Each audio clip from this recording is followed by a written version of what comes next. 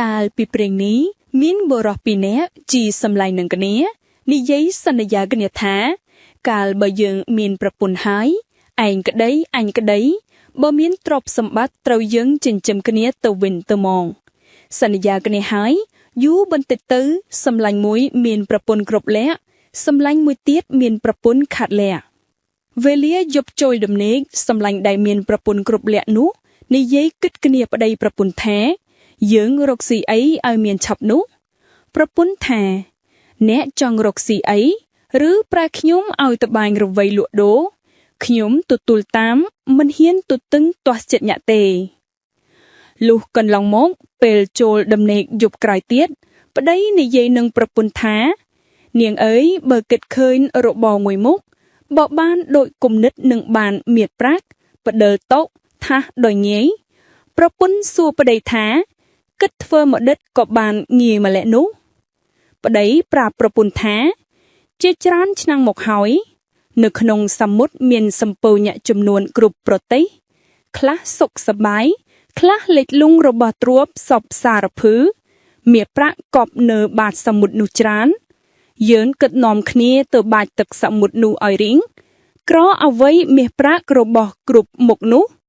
បើបានត្រីធំតូចយើងធ្វើនៀតធ្វើផ្អាក់ប្រហុកព្រឹកព្រោះហាមស្រង់នេះនាងឯងដាំបាយដួសដាក់កញ្ជើឲ្យមានម្ហូបនិងស្លាមលូផងយើងទៅបាច់ទឹកសមុទ្រឲ្យរីងប្រពន្ធឮប្តីប្រាប់ហើយក៏ធ្វើតាមអង្គាប់លុះព្រឹកឡើងរៀបគ្រប់ប្រដាប់រួចក៏នាំទៅមាត់សមុទ្រហើយទុកដាក់បាយម្ហូបចំណីដោយស្រួលទៅប្តីកាន់កញ្ជើមួយខំបាយទឹកទៅលើគោកបាយតល់ទៅដល់ពេលបាយទើបឈប់បរិភោគលុះបរិភោគបាយរួចនាំប្តីប្រពន្ធបាយទៀតដល់ល្ងាចទើបទៅផ្ទះ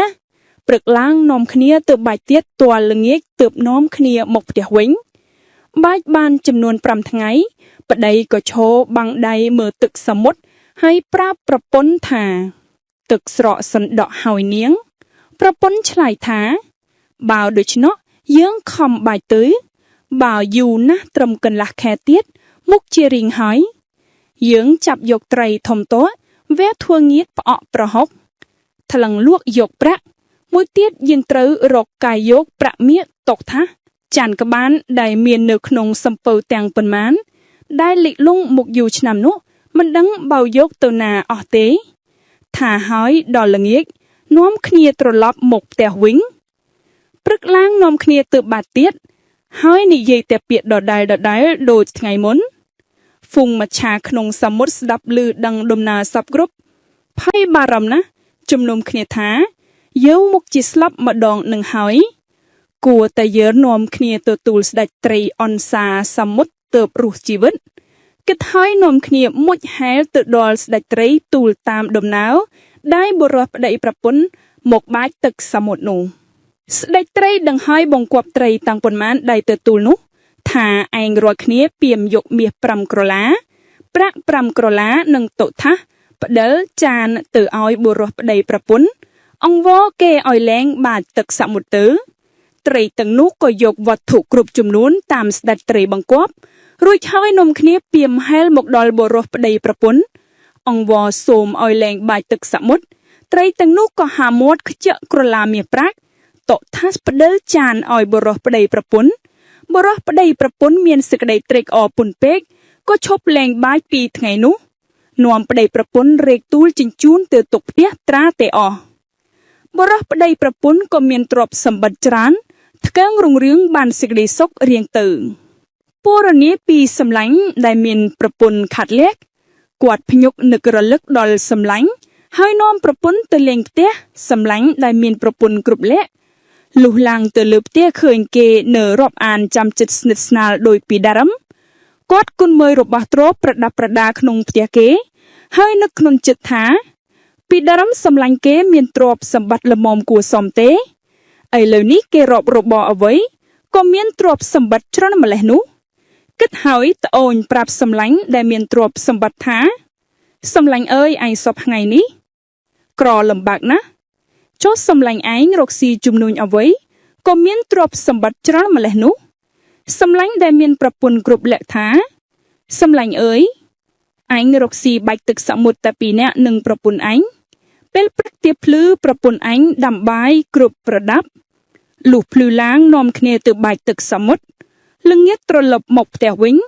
ស្ដេចត្រីភ័យបង្គាប់ត្រីជាបរិវារឲ្យពាមមាសប្រាក់និងរបស់គ្រប់មុខឲ្យអញឯសំឡាញ់មានប្រពន្ធខាត់លះដឹងហើយក៏លាសំឡាញ់ដែលមានប្រពន្ធគ្រប់លះគេក៏ឲ្យប្រាក់យកទៅចិញ្ចឹមជីវិតលុះត្រឡប់ទៅផ្ទះវិញពេលចូលដំណេកបរោះនោះថាព្រឹកនេះឯងដាំបាយពីយប់រៀបប្រដាប់ឲ្យមានសពគ្រប់ភ្លឺឡើងយើងនឹងនាំគ្នាទៅបាញ់ទឹកសមុទ្រឲ្យបានមាសប្រាក់របស់ទ្រព្យសម្បត្តិដូចសម្លាញ់យើងភ្លឺច្បាស់មេខាត់លៀកជាប្រពន្ធបានក្រោកបង្កាត់ភ្លើងឆេះហើយបានបើកខប់វាលអង្គកំពុងម្ដងមួយទូកដៃយកអង្គទៅលាងកំពុងមួយទូកដៃទៀតច្រកអង្គទៅក្នុងឆ្នាំងកំពុងទៀតដល់ពុះជាតិបាយកំពុងទៀតច្រកអង្គចំនួនល្មមឆ្អិនពេញឆ្នាំងបាយនៅតែកន្លះឆ្នាំងតលតែថ្ងៃណាស់ទៅដួសដាក់កញ្ជើហើយបណ្ដើប្តីប្រពន្ធទៅបាច់ទឹកសមុទ្របាច់ទាំងខឹងទាំងជេរបាច់ចំនួន5ថ្ងៃអកហ្វូងមច្ឆាតូចធំផ្អាលភិតភ័យនិយាយគ្នាថា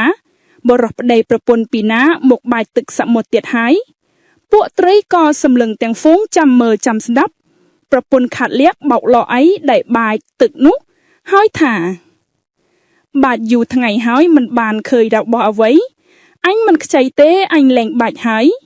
ចលួប្តីប្រពន្ធជេរម្ដាយប្តីបញ្ចោប្រពន្ធប្រកាច់ចំបាប់គ្នាប្រដៃសម្ពុតគ្នាទៅវិញទៅមក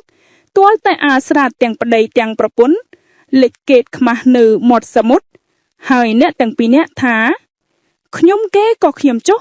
លែងបាច់ហើយត្រីទាំងនោះឮថាលែងបាច់ក៏ត្រេកអរធូរចិត្តលែងសោកឲ្យមានប្រាក់របស់ទាំងពួងត្រីទាំងនោះបានឃើញកេតខ្មាស់បរុតប្តីប្រពន្ធក៏លត់សាយចង្ហ្វូងឯត្រីសណ្ដាយសាយតួតារយះមាត់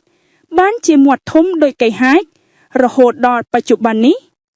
បរោះប្តីប្រពន្ធគ្មានបានអ្វីសោះក៏លែងជលួសគ្នានាំគ្នាដុកសារាយបរោះមួយអាម្រែកប្រពន្ធមួយត្រនូលត្រឡប់មកផ្ទះវិញចាក់សារាយចោលនៅគៀនជញ្ជាំងឲ្យរលួយខូចអស់ទៅ